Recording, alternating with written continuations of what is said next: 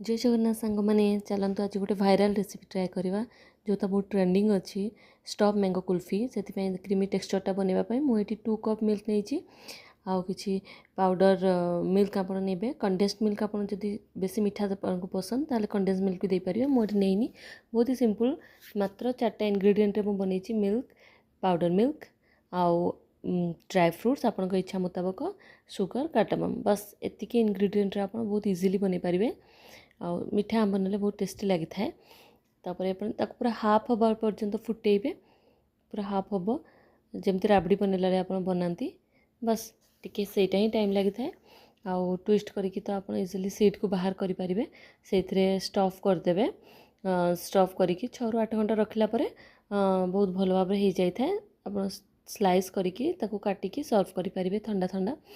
आउ खरा दिने मैंगोर ये रेसिपी आप ट्राए करना तो आप ट्राए कर निश्चय ये ट्राए करूँ मत कमेंट जनातु केमती लगे मुझे सिंपल रखी बेसी किसी मिसेनी देखूँ केते बढ़िया होती तार टेक्सचरटा 6 ରୁ 8 घंटा रखला